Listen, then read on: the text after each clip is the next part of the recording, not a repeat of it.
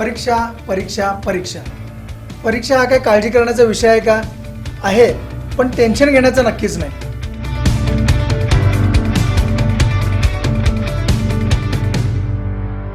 आणि काळजी कशाला करताय? तुमचे शिक्षक आणि आम्ही दोघेही तुमच्या सोबत आहोत, त्या 10वी अभ्यासमालेच्या माध्यमातून.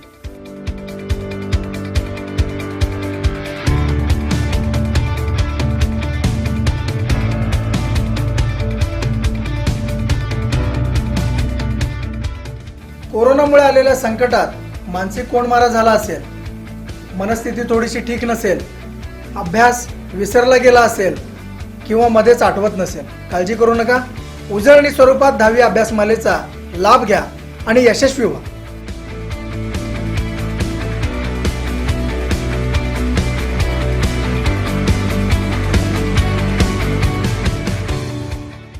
नमस्कार विद्यार्थी मित्रांनो, तरुण भारतच्या माध्यमातून आज आपल्याला तुमच्या सोबत बोलण्याची संधी मिळालेली आहे. आणि आज या ठिकाणी मी मराठी विषयाबद्दल चर्चा करणार आहे.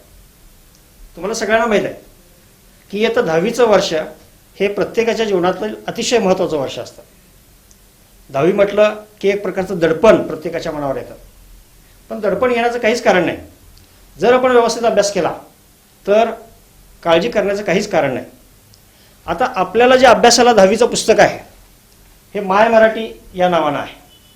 याच्यामध्ये गद्यभाग, पद्यभाग आणि व्याकरण विभाग असे 3 भाग आहेत. 10वीच्या परीक्षेच्या दृष्टिकोनातून जर सांगायचं झालं तर गद्य भागावरती जे आपल्याला एकूण 12 धडे आहेत, त्या 12 धड्यांच्या वरती 34 मार्काचे प्रश्न येणार आहेत. पद्य विभागावर ज्या एकूण 12 कविता आहेत त्याच्यावरती आपल्याला 33 मार्काचे प्रश्न येणार आहेत. आणि व्याकरण विभागावर जो व्याकरणाचा भाग आहे त्या व्याकरण विभागावर 20 गुणांचे प्रश्न येणार आहेत. आणि जो रचना विभाग आहे ज्याला आपण इंग्रजीमध्ये कंपोजिशन असं म्हणतो, ते त्यासाठी एकूण 13 गुण आहेत. आता गद्य, पद्य आणि रचना या 3 विषयावर वेगळ्या तासामध्ये आपण चर्चा करणार आहोत. वेगळे शिक्षक तुमच्याशी संवाद साधतील. आजच्या तासामध्ये मी तुमच्याशी फक्त व्याकरण या विषयावरती चर्चा करणार आहे. जे व्याकरणाचे 20 गुण अतिशय महत्त्वाचे आहेत. मला नक्की माहीत आहे तुम्ही गद्य भागाचा चांगला अभ्यास करता, पद्य भागाचा चांगला अभ्यास करता. या ठिकाणी धड्याच्या पाठीमागे, कवितेच्या पाठीमागे प्रश्नोत्तर तुम्हाला दिलेले असतात आणि ती तुम्ही चांगल्या प्रकारे पाठ करता, तुम्हाला ती येतातही. पण आमचे विद्यार्थी या भागामध्ये कमी पडलेले मला दिसून येतात, व्याकरणाकडे केलेलं दुर्लक्ष. आणि म्हणून माझा तुम्हाला एक सल्ला आहे की तुम्ही अजिबात व्याकरणाकडे दुर्लक्ष करू नका. जर तुम्ही व्यवस्थित व्याकरणाचा अभ्यास केला आणि समजा हे 20 पैकी 20 गुण जर मिळवला तर मराठीमध्ये तुम्हाला 125 गुण नक्की मिळतील. या ठिकाणी हे जे गुण आहेत हे 100 मार्काचे आहेत आणि हे जे मी वर वाढवलेले 25 मार्क आहेत हे तुम्हाला शाळेतून दिलेले इंटरनल मार्क्स आहेत. जे एकूण 125 मार्काचा हा आपला पेपर असतो, प्रथम भाषा मराठी. म्हणून या 20 गुणांच्याकडे आपण जर लक्ष दिलं, काळजीपूर्वक अभ्यास केला तर हे 20 गुण आपल्याला चांगल्यापैकी मिळवता येतात. आता व्याकरणाचा जर भाग म्हटला तर व्याकरणामध्ये अनेक गोष्टी आहेत. अगदी तुम्ही 7वी पासून शिकलेलं, 8वी पासून शिकलेलं, 9वी पासून शिकलेलं सगळं व्याकरण तुम्हाला 10वीला आहे. त्याच्यामध्ये तुम्हाला अलंकार आहेत, त्याच्यामध्ये तुम्हाला वृत्त आहे, त्याच्यामध्ये तुम्हाला समास आहेत, त्याच्यामध्ये तुम्हाला शब्दांच्या जाती आहेत, संधी आहेत, शब्द समूहाला एक शब्द द्या, विरुद्धार्थी शब्द, समानार्थी शब्द, लिंग, वचन असा सगळा भाग व्याकरणाचा याच्यामध्ये समाविष्ट करण्यात आलेला आहे. त्याच्यामध्ये अलंकारासाठी 2 मार्क, अलंकारासाठी 2 मार्क, वृत्तासाठी 2 मार्क आणि उर्वरित जे भाग आहेत जे मग ते शब्द समूहाला एक शब्द द्या, विरुद्धार्थी शब्द, समानार्थी शब्द, म्हणी, प्रयोग, त्याचबरोबर इतर जे भाग आहेत ते सगळे 1-1 मार्कासाठी आहे.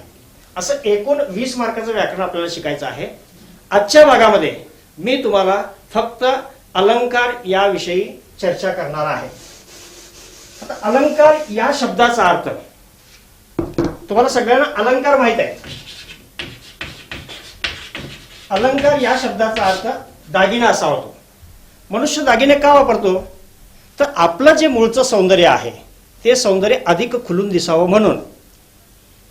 देवानं आपल्याला जे सौंदर्य दिलं आहे त्या सौंदर्यावर कुणीही खुश नसतं. आपण अधिक सुंदर दिसावं असं प्रत्येकाला वाटत असतं आणि म्हणून माणूस दागिने वापरतो.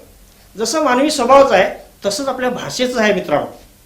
भाषेमध्ये सुद्धा आपली भाषा अधिक प्रभावी वाटावी, दुसऱ्यांना ती ऐकताना चांगली वाटावी म्हणून आपण भाषेमध्ये वेगवेगळ्या प्रकारचे शब्द वापरतो. कधी एखादे शब्दांची पुनरावृत्ती करतो, कधी एखादी माहिती आपण अधिक वाढवून सांगतो. तर अशा प्रकारे भाषेमध्ये ज्या ज्या गोष्टी येतात आणि ज्याच्यामुळे भाषेची शोभा वाढते त्याला मराठी भाषेमध्ये भाषेचे अलंकार असे म्हणतात. आता या अलंकाराचे मुख्यत्वे करून दोन प्रकार आहेत. एक म्हणजे शब्दालंकार आणि दुसरा आहे अर्थालंकार. शब्दालंकार आणि अर्थालंकार हे दोन मुख्य प्रकार आहेत. आता शब्दालंकार काय म्हणजे काय पहा, की जेव्हा भाषेमध्ये जे आपण शब्द वापरतो त्या शब्दामुळे जेव्हा भाषेचं सौंदर्य खुलतं, सौंदर्य वाढतं, त्यावेळेला त्याला शब्दालंकार असे म्हणतात. आणि अर्थालंकार म्हणजे काय, तर भाषेमध्ये जे शब्द येतात त्या शब्दामध्ये जो अर्थ दडलेला असतो आणि त्या अर्थामुळे जेव्हा भाषेला सौंदर्य प्राप्त होतं त्यावेळेला त्याला अर्थालंकार असे म्हणतात. आता शब्दालंकाराचे पुन्हा 3 प्रकार आहेत. याच्यामध्ये अनुप्रास अलंकार, दुसरा आहे यमक अलंकार, तिसरा आहे श्लेष अलंकार. हे शब्दालंकाराचे मुख्य 3 प्रकार आहेत. अर्थालंकाराचे बरेचसे प्रकार आहेत. त्याच्यामध्ये उपमा अलंकार आहे, उत्प्रेक्षा अलंकार आहे, रूपक अलंकार आहे, अपनौती अलंकार आहे, व्यतिरेक आहे, चेतन गुणोक्ती आहे, अतिशयोक्ती आहे, दृष्टांत अलंकार आहे, स्वभावोक्ती आहे. असे अनेक प्रकार अर्थालंकाराचे आहेत. ते मी तुम्हाला पुढच्या टप्प्याटप्प्याने शिकवत जाईल. आता आपण एक एक अलंकार घेऊया. परीक्षेच्या दृष्टिकोनातून कसे तुम्हाला अलंकार सोडवावे लागतील या अलंकारांचे असंख्य उदाहरण आहेत. पण मी वेळ कमी असल्यामुळे किंवा वेळेची मर्यादा ओळखून या अलंकारांच्या मध्ये एक एक अलंकारांच्या मधील फक्त एक एक उदाहरण तुम्हाला या ठिकाणी मी सांगत जाईल. सर्वप्रथम तर आपण बघूया, एक उदाहरण मी तुम्हाला येतो.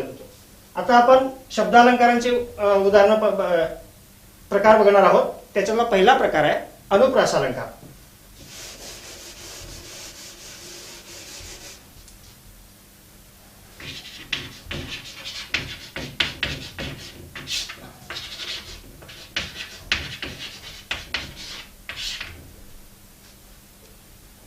एक उदाहरण लिहितो पहा, लक्ष द्या.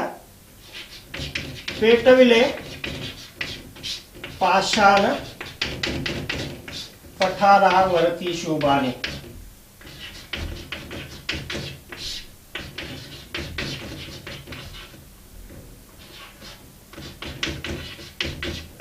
दुसरी ओळ अशी आहे, गरिबांच्या गळ्यामध्ये गाजे संतांची वाणी.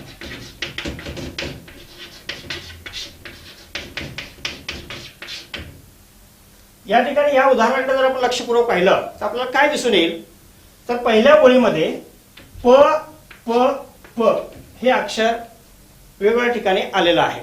त्याची पुनरावृत्ती झालेली आहे. पेटविले पाषाण पठारावरती शोभाने. दुसऱ्या ओळीमध्ये ग ग ग या अक्षराची पुनरावृत्ती झाली आहे. गरिबांच्या गळ्यामध्ये गाजे संतांची वाणी. हे म्हणत असताना त्याच्यामध्ये एक प्रकारची लय येते, एक प्रकारचा गोडवा येतो. कशामुळे? अक्षरांची पुनरावृत्ती झाल्यामुळे. आणि म्हणून जेव्हा अक्षरांची पुनरावृत्ती होते आणि भाषेला सौंदर्य प्राप्त होतं तेव्हा त्याला अनुप्रास अलंकार असे म्हणतात. अनुप्रास या शब्दाचा अर्थ आहे पुनरावृत्ती होणे. अनुप्रास या शब्दाचा अर्थ आहे पुनरावृत्ती होणे. तुम्ही अभ्यास करत असताना व्याख्या पाठ करण्याच्या भानगडीत पडू नका. फक्त संज्ञा लक्षात ठेवा. अनुप्रास हा शब्द जरी लक्षात ठेवला तरी तुम्हाला व्याख्या न कळतपणे पाठवून जाईल. अनुप्रास पुनरावृत्ती होणे कशाची? अक्षरांची किंवा शब्दांची. इथं फक्त अक्षरांची पुनरावृत्ती झाली, पण शब्दांची पुनरावृत्ती झालेली उदाहरणं आपल्याला अनेक देता येतील. गडद नेळे जलद भरुणे आले, शीतल तनू चपल चरण अनिल गण निघाले. गडद गडद अशा प्रकारचे शब्द या ठिकाणी आलेले आहेत. पतिव्रतेच्या पुण्याईने पापी पती पवित्र झाला, या उदाहरणामध्ये सुद्धा पदची पुनरावृत्ती झालेली आहे. असं जर उदाहरण आलं किंवा तुमच्या पाठ्यपुस्तकामध्ये घ्या, हटातटाने पटा रंगुनी जटा धरीशी का शिरी, हटा तटा पटा जटा, हे जे शब्द आलेत पहा, हे पुनरावृत्ती ते आलेले आहेत. ट या अक्षराची पुनरावृत्ती झाली. अशी उदाहरणं तुमच्या पाठ्यपुस्तकामध्ये दिसतील. अशी उदाहरणं तुम्हाला दैनंदिन जीवनामध्ये बोलताना सुद्धा दिसतील, चित्रपटातील गाण्यामध्ये दिसतील. त्यावेळेला तुम्हाला ओळखता आला पाहिजे की हा अनुप्रास अलंकार आहे. आणि जेव्हा अक्षरांची आणि शब्दांची पुनरावृत्ती होते त्यावेळेला या ठिकाणी अनुप्रास हा अलंकार होतो. हा पहिला अलंकार आहे शब्दालंकारामधला. दुसरा अलंकार आपण बघूया आता.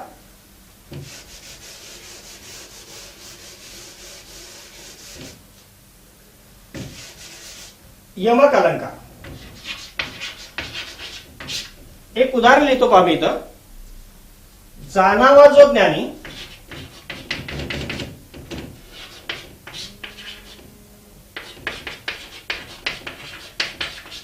पूर्ण समाधानी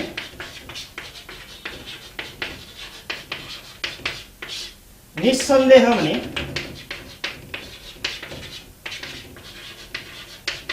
सर्व काळ.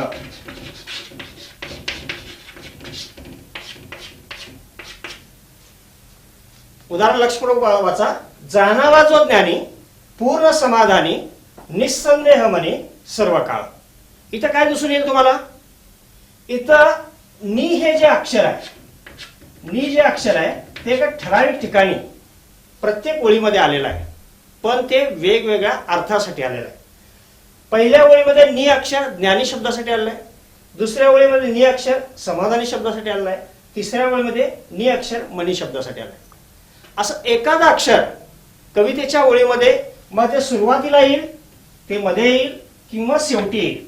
जेव्हा ठराविक ठिकाणी ठराविक क्रमाने ते येते त्यावेळेला यमक हा अलंकार होतो. त्याच्यावर पुन्हा आणि त्याचे मध्ये अक्षर सुरुवातीला आलेलं आहे का, मध्ये आलेलं आहे का किंवा शेवटी आलेलं आहे, याच्यावरून त्याचे पुन्हा आणि आद्य यमक, पुष्प यमक, दाम यमक अशा प्रकारचे पोट प्रकार आहेत. त्या सविस्तर प्रकारामध्ये मी जाणार नाही. तर मुख्य प्रकार मी सांगतोय की यमक अलंकार. कवितेच्या चरणामध्ये एखादा अक्षर ठराविक ठिकाणी प्रत्येक ओळीमध्ये आल्यास यमक हा अलंकार होतो. दुसरं उदाहरण आपण बघूया. त्याच्यामध्ये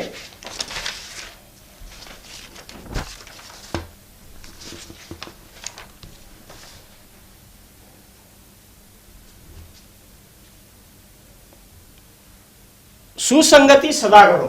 दुसरं एक नेहमीचं उदाहरण आहे. सुसंगती सदा घडो, शेवटी घडो आलाय बा.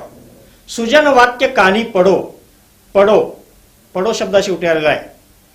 कलंक मतीचा झडो आणि विषय सर्वता नावडो. म्हणजे पडो, झडो, नावडो अशा प्रकारचे डो डो डो ही जी अक्षरं ठराविक क्रमाने आल्यामुळे त्या ठिकाणी यमक अलंकार होतो. तिसरं उदाहरण आपण बघूया. तिसरा प्रकार आपण बघूया. श्लेष अलंकार.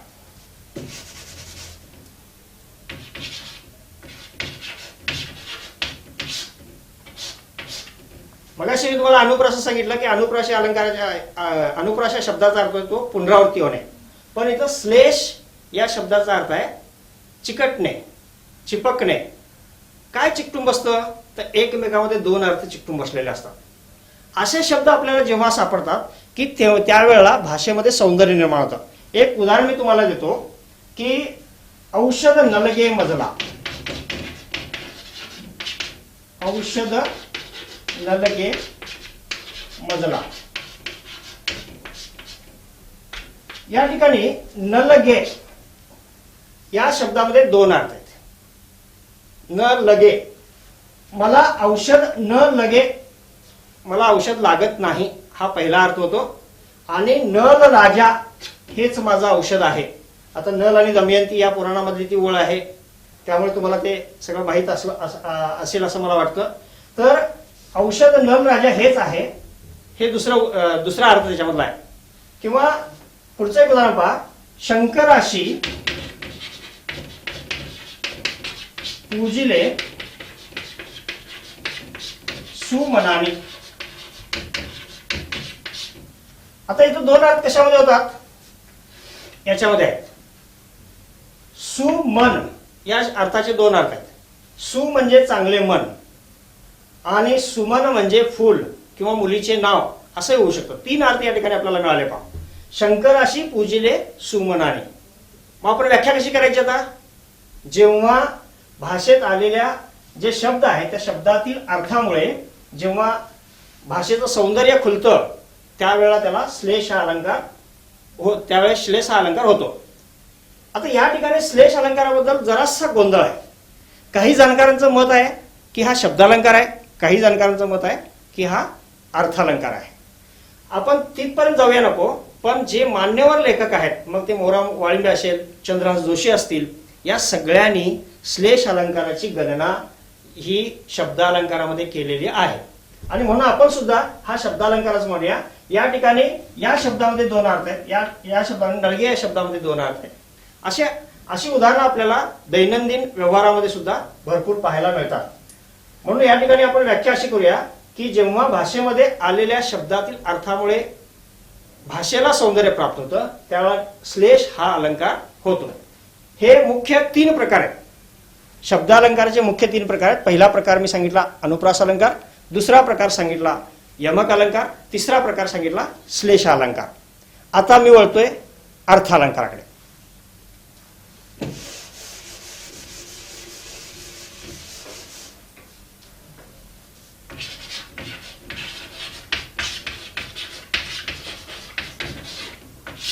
अर्थालंकाराचा पहिला प्रकार आहे उपमा अलंकार. उपमा या शब्दाचा अर्थ आहे तुलना करणे.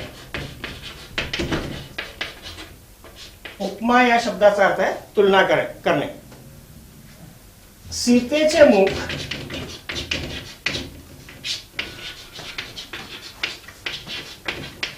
चंद्रासारखे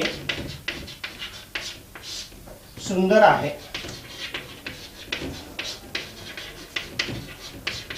सीतेचे मुख चंद्रासारखे सुंदर आहे हे उदाहरण मी तुम्हाला दिलेलं आहे.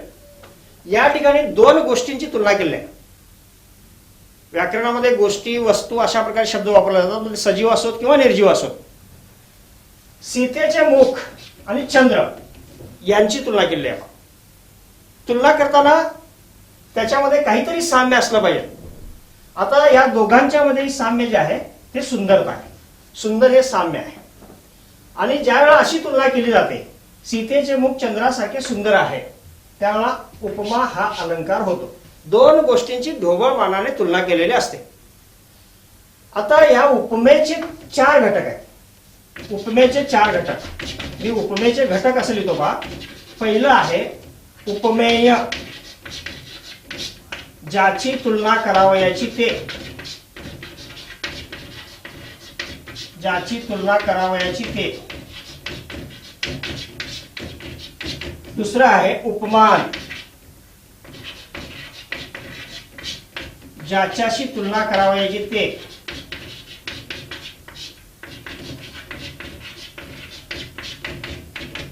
आता उपमेय म्हणजे काय पहिल्यांदा बघूया आपण. उपमेय म्हणजे ज्याची तुलना करावयाची ते. वरील उदाहरणामध्ये सीतेचे मुख चंद्रासारखे सुंदर आहे. आपण कुणाची तुलना करतो आहोत? सीतेच्या मुखाची करतो आहोत. म्हणून या ओळीमध्ये सीतेचे मुख हे काय उपमेय आहे. सीतेचे मुख हे उपमेय. उपमान म्हणजे काय, ज्याच्याशी तुलना करतो ते. मग या उदाहरणामध्ये कुणाशी तुलना करतो आपण? सीतेच्या मुखाची चंद्राशी करतो. म्हणून चंद्र हे उपमान आहे. याचा तिसरा घटक आहे उपमेचा. उपमेचे चार घटक सांगितले मी तुम्हाला, दोन लिहिलेले आहे. तिसरा घटक आहे साधारण धर्म. साधारण धर्म. आता दोघांच्या मध्ये साधारण धर्म काय? सुंदरता. सुंदर हा साधारण धर्म आहे. म्हणजे सीतेचे मुखही सुंदर आहे, चंद्रही सुंदर आहे. त्या दोन्हींच्या मधला तो साधारण धर्म आहे. आणि चौथा घटक आहे साम्यवाचक शब्द. साम्यवाचक शब्द. आता साम्यवाचक शब्द म्हणजे काय? सारखेपणा दाखवणारा शब्द. या ठिकाणी सारखा हा शब्द आलाय, हा साम्यवाचक शब्द आहे. या दोन गोष्टीमधला सारखेपणा तो दाखवतो. तर अशा प्रकारे जेव्हा एका वस्तूची तुलना दुसऱ्या वस्तूशी केली जाते, साधी व्याख्या, एका वस्तूची तुलना दुसऱ्या वस्तूशी केली जाते त्यावेळेला उपमा हा अलंकार होतो. किंवा दुसऱ्या बाजूने आपण असं म्हणू शकतो, उपमेय हे उपमानासारखे आहे. आता आपण सीतेचे मुख हे उपमेय म्हटलं आणि चंद्र हे उपमान म्हटलं. उपमेय हे उपमानासारखे आहे अशी तुलना ज्यावेळी केली जाते त्या ठिकाणी उपमा हा अलंकार होतो. दुसरा अलंकार बघूया आपण आता, उत्प्रेक्षा अलंकार.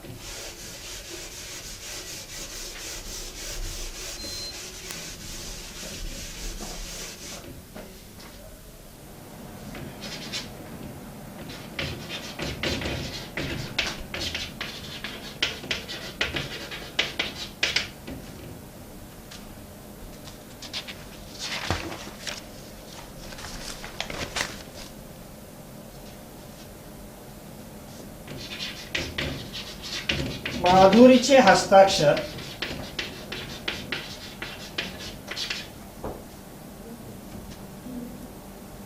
जणू टपोरे मोतीच.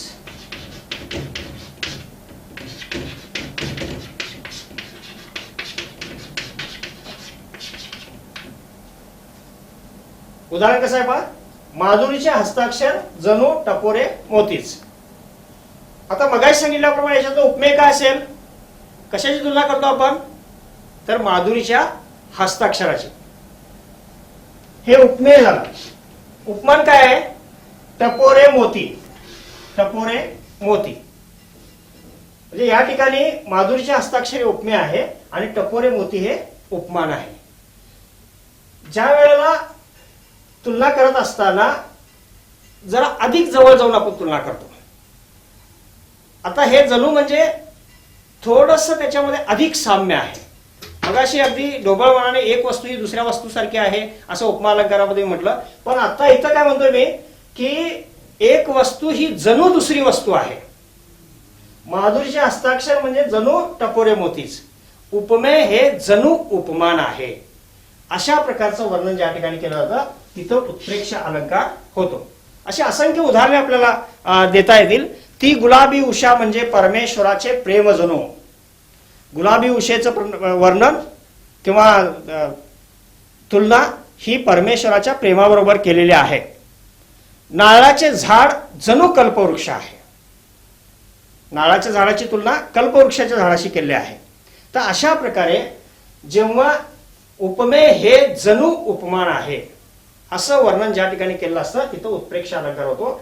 उत्प्रेक्षा अलंकाराचं एक वैशिष्ट्य आहे, याच्यामध्ये जणू, जणू काय, जणू काय, वाटे, भासे, गमे अशा प्रकारचे शब्द येतात.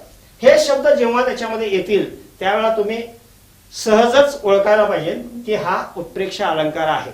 जणू, जणू काय, वाटे, भासे, गमे यासारखे शब्द त्याच्यामध्ये येत असतात. हा उत्प्रेक्षा अलंकार. आता पुढचा अलंकार बघूया आपण, रूपक अलंकार.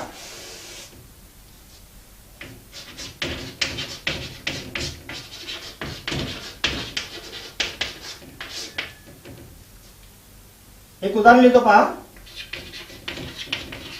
लहान मूल म्हणजे मातीचा गोळा.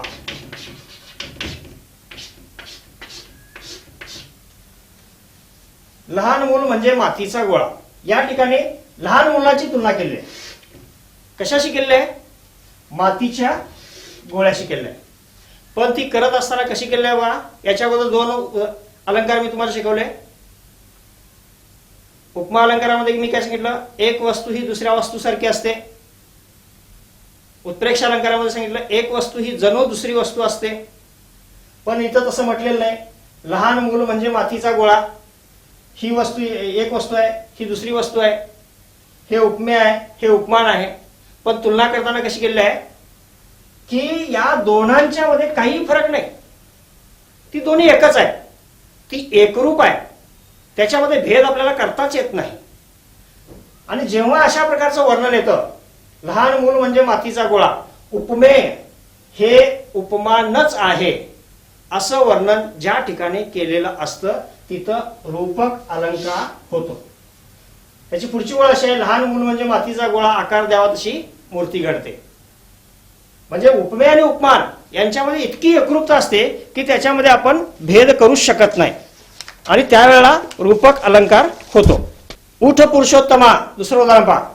उठ पुरुषोत्तमा, वाट पाहे रमा, दावी मुख चंद्रमा सकळी काशी. एक शब्द आहे पहा, मुख चंद्रमा हा शब्द आलाय. उठ पुरुषोत्तमा, वाट पाहे रमा, दावी मुख चंद्रमा. मुख आणि चंद्र दोन्ही फरक नाही, दोन्ही एकच आहे असं वर्णन ज्या ठिकाणी येतं त्या ठिकाणी रूपक हा अलंकार होतो. असंख्य उदाहरणं आपल्याला पुस्तकामध्ये सापडतील. देह देवाचे मंदिर, आत आत्मा परमेश्वर, या देहालाच मंदिर म्हटलेलं आहे. तुम्ही दिलेले औषध हे अमृत होय, औषधाला अमृत म्हटलेलं आहे, काहीच फरक नाही.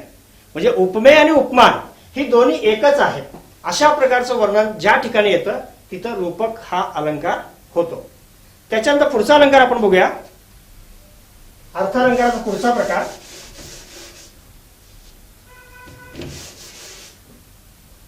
अपनहुती अलंकार.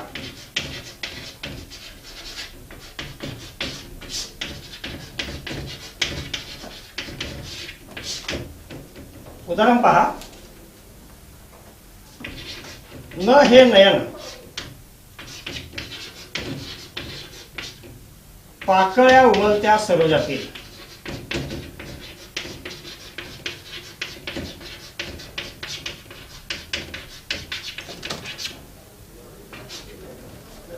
या ठिकाणी पहा, न हे नयन, पाकळ्या उमलत्या सरोजातील. डोळे हे डोळे नाहीत, कसं वर्णन केलंय पहा. डोळे हे पाकळ्यासारखे आहेत असं म्हटलेलं नाही, डोळे हे जणू पाकळ्या आहेत असं म्हटलेलं नाही, डोळे म्हणजे पाकळ्याच आहेत असंही म्हटलेलं नाही. न हे नयन, डोळे हे डोळे नाहीत तर ते काय आहेत, पाकळ्या आहेत. या ठिकाणी डोळ्यांची तुलना या उमलत्या पाकळ्यांशी केलेली आहे. डोळ्यांची तुलना उमलत्या पाकळ्यांशी केलेली आहे. न हे नयन म्हणजेच काय, हे उपमेय आहे. उपमेय हे उपमेय नाही, उपमेय हे उपमेय नाही तर ते उपमान आहे. उपमेय हे उपमेय नाही तर ते उपमान आहे अशा प्रकारचं वर्णन या ठिकाणी आलेलं आहे. आणि जेव्हा अशा प्रकारचं वर्णन येतं, उपमेय हे उपमेय नसून ते उपमान आहे, त्यावेळेला अपनहुती अलंकार होतो. दुसरे एक उदाहरण पहा. ओठ कशाचे, देठची फुलल्या पारिजातकाचे. ओठ हे ओठ नाहीत तर ते पारिजातकाचे देठ आहेत. हा आंबा नाही, ही साखरच आहे. बऱ्याच वेळा एखादा पदार्थ खात असताना असे वर्णन आपल्याला ऐकायला येतं बघा. हा आंबा नाही, ही साखरच आहे. आंबा हे आंबा नाही तर ती साखर आहे. उपमेय हे उपमेय नाही तर ते उपमान आहे. अशा प्रकारचं वर्णन ज्या ठिकाणी येईल त्या ठिकाणी अपनहुती अलंकार होतो. पुढचा अलंकार पहा. व्यतिरेक अलंकार.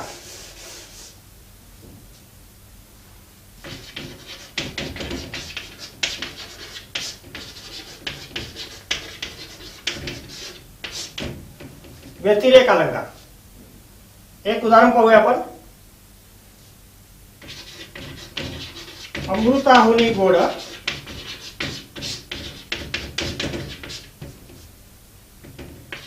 नाम तुझे देवा.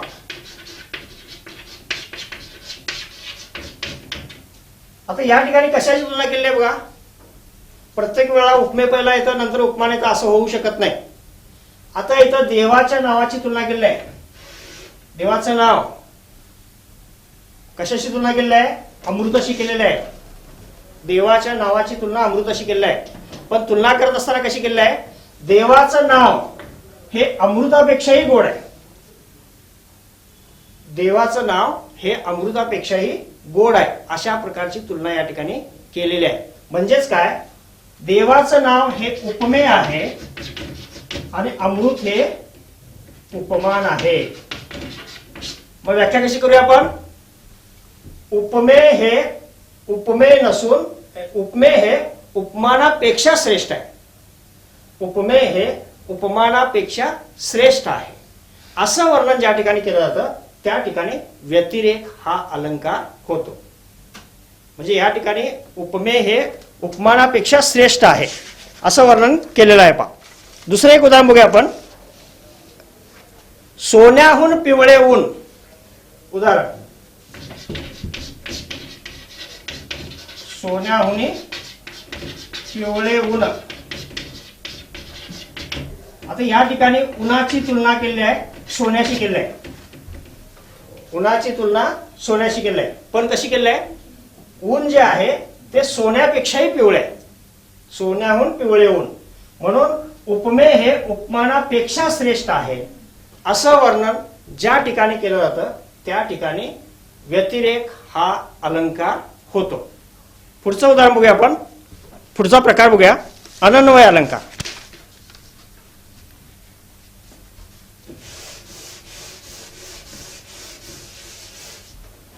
अनन्वय.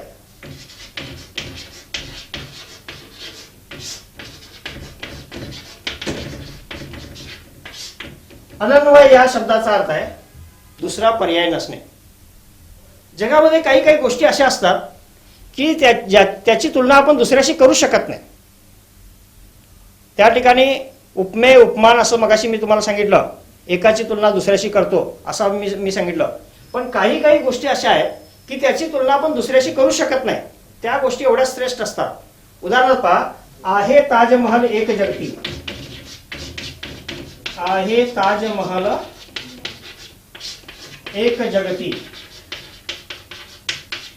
तोच त्याच्या परी. तोच त्याच्या परी. आता इथं उपमेय कोणता आहे? ताजमहल आहे. उपमेय कोणता आहे? ताजमहल आहे. ताजमहलाची तुलना आपण कशाशी करतो आहोत? ताजमहलाशीच करतो आहोत. ताजमहलाची तुलना ताजमहलाशी करतो आहोत. आणि म्हणून ताजमहल हे उपमेय आहे आणि ताजमहल हेच उपमान आहे. उपमेयाची तुलना उपमेयाशीच केली जाते तेव्हा अनन्वय हा अलंकार होतो. उपमेयाची तुलना उपमेयाशीच केली जाते तेव्हा अनन्वय हा अलंकार होतो. उदाहरण पहा, आई सारखी मायाळू आईच. आई सारखी मायाळू आईच. आईची तुलना केलेली आहे. कुणाशी केलेली आहे? आईशीच केलेली आहे. कर्णासारखा दानशूर कर्णच. म्हणजे अशा प्रकारे अनेक उदाहरणं आपल्याला देता येतील. झाले बहु, होतील बहु, आहेतही बहु, परंतु या सम हाच. म्हणजे त्याची तुलना त्याच्याशीच केलेली आहे. जेव्हा उपमेयाची तुलना उपमेयाशीच केली जाते तेव्हा अनन्वय हा अलंकार होतो. पुढचं उदाहरण बघूया आपण. चेतन गुणोक्ती अलंकार.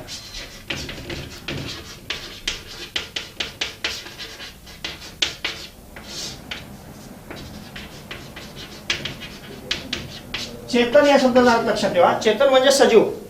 चेतन गुणोक्ती अलंकार. एक उदाहरण पहा. अरे वेड्या सोन चाप्या, काय तुझा रे बहर. सोन चापा शब्द ऐकलाय तुम्ही? कशाचं नाव आहे? फुलाचं नाव आहे. एक फुल दुसऱ्या फुलाला विचारतंय, अरे वेड्या सोन चाफ्या, काय तुझा रे बहर, नाही पाहिलीस माझी चाफे कळी सोन गौर.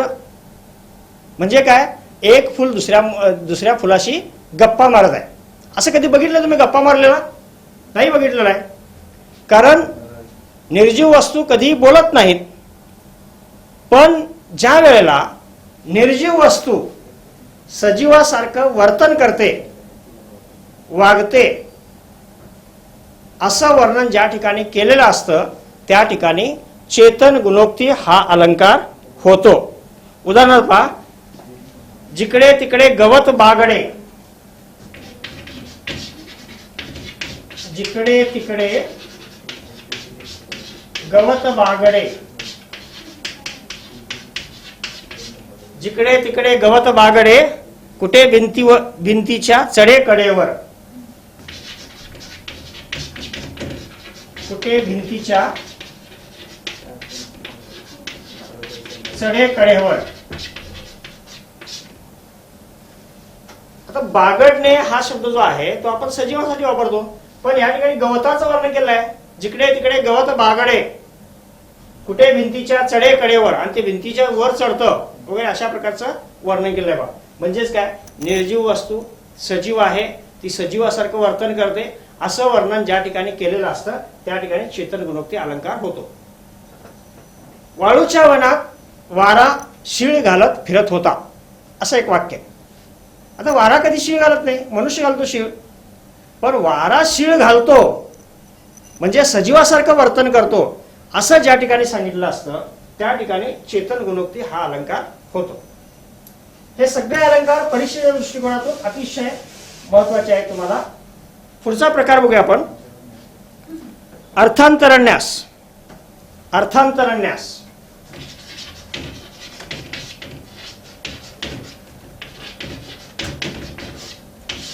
अर्थांतरन्यास अलंकार म्हणजे काय पहा, की याचा दुसरा अर्थ असा होतो. अर्थांतरन्यास या शब्दाचा अर्थच आहे दुसरा अर्थ. म्हणजे नेमकं काय, की एखाद्या विशेष सिद्धांताच्या समर्थनार्थ, एखाद्या विशेष सिद्धांताच्या समर्थनात दुसरे उदाहरण आपण देतो, त्यावेळेला त्याला अर्थांतरन्यास असं म्हटलं जातं. एक उदाहरण पहा, उदाहरण मोठं असल्यामुळे मी लिहित नाही फळ्यावर, फक्त सांगतो. दोन ओंडक्यांची होते सागरात भेट, एक लाट तोडी दोघा पुन्हा नाही गाठ, क्षणिक तेवी आहे बाळा मेळ मानसाचा, पराधीन आहे जगती पुत्र मानवाचा. ह्याच्यातल्या शेवटच्या दोन ओळी पहा, क्षणिक तेवी आहे बाळा मेळ मानसाचा, पराधीन आहे जगती पुत्र मानवाचा.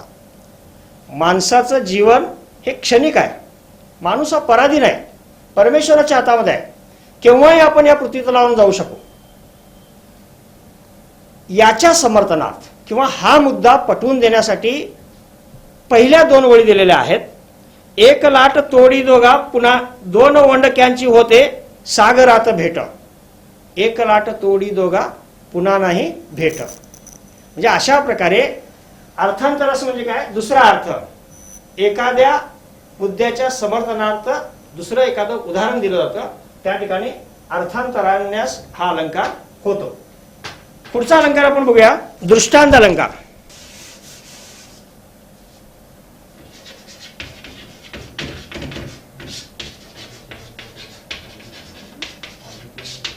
दृष्टांत अलंकार म्हणजे काय, दृष्टांत या शब्दाचा अर्थ आहे दाखला, दाखला देणे. दृष्टांत या शब्दाचा अर्थ आहे दाखला देणे असा होऊ शकतो. एक उदाहरण पहा, लहानपण देगा देवा,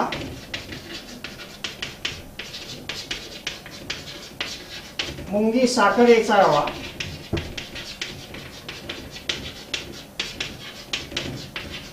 ऐरावत रत्न थोर,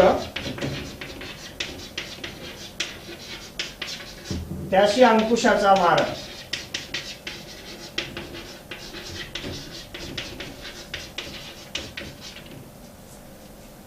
एक उदाहरण दिलं आहे, लहानपण देगा देवा. या ठिकाणी लहानपणाचं महत्व सांगितलेलं आहे. मुंगी साखरेचा रवा, लहान असल्यामुळे आपल्याला कसा फायदा होतो. ऐरावत रत्न थोर, त्याशी अंकुशाचा मार. म्हणजे या ठिकाणी लहानपणाचं महत्व सांगत असताना दुसरी दोन उदाहरणं दिलेली आहेत पहा. लहानपण हे सर्वश्रेष्ठ आहे, आपल्याला बरेचसे फायदे मिळतात किंवा सगळ्यांच्याकडनं आपल्याला प्रेम मिळतं, म्हणून कवी परमेश्वराकडे लहानपण मागतो. आणि लहानपण मागत असताना तो दुसरी उदाहरण देतो, लहानपण देगा देवा, मुंगी साखरेचा रवा. छोटीशी मुंगी असते पण तिला चांगल्या प्रकारचे पदार्थ खायला मिळतात, साखर खायला मिळते. आणि हत्तीसारखा मोठा प्राणी, ऐरावत म्हणजे हत्ती, इंद्राचा हत्ती. ऐरावत रत्न थोर, त्याशी अंकुशाचा मार, त्याला मात्र त्या सळीन असे मार खावे लागतात, एवढा मोठा हत्ती असून सुद्धा. आणि मुंगीसारखा छोटा प्राणी असून सुद्धा त्याला साखर खायला मिळते, म्हणून लहानपण श्रेष्ठ आहे. लहानपणाचं महत्व पटवून देण्यासाठी दुसरी उदाहरण दिलेले आहेत. म्हणून एखादी गोष्ट पटवून देण्यासाठी व्याख्या कशी करायची पहा. आपण आता एखादी गोष्ट पटवून देण्यासाठी तशाच अर्थाचं दुसरं एखादं उदाहरण ज्या वेळेला दिलं जातं त्या ठिकाणी दृष्टांत हा अलंकार होतो. दृष्टांत अलंकार. आणि अशा प्रकारे दुसरे एक उदाहरण पहा. न कळता पद अग्निवरी पडे. न कळता पद अग्निवरी पडे. न करी दाह असे कधी न घडे. अग्नीवर जर पाय पडला तर तो आपल्याला वेदना देणार नाही असं कधीही होत नाही. अजित नाम वदो भलत्या मिसे. सकल पावक भस्म करीत असे. परमेश्वराचे नाम चुकून जरी आपण घेतलं तरी सुद्धा परमेश्वर आपल्याला पुण्याई देतो, आपल्याला आशीर्वाद देतो असं या ठिकाणी सांगितलेलं आहे. या म्हणजेच काय की परमेश्वराच्या नामस्मरणाचं महत्त्व सांगण्यासाठी आगीच्या त्या विस्तवाचं वर्णन केलेलं आहे. विस्तवावर जर पाय पडला तर चटके दिल्याशिवाय राहणार नाही. परमेश्वराचं नाव घेतलं तर आपल्याला पुण्य मिळाल्याशिवाय राहणार नाही. म्हणजेच काय एखादी गोष्ट आपल्याला पटवून देण्यासाठी तशाच प्रकारचं दुसरं उदाहरण दिलं जातं त्या ठिकाणी दृष्टांत हा अलंकार होतो.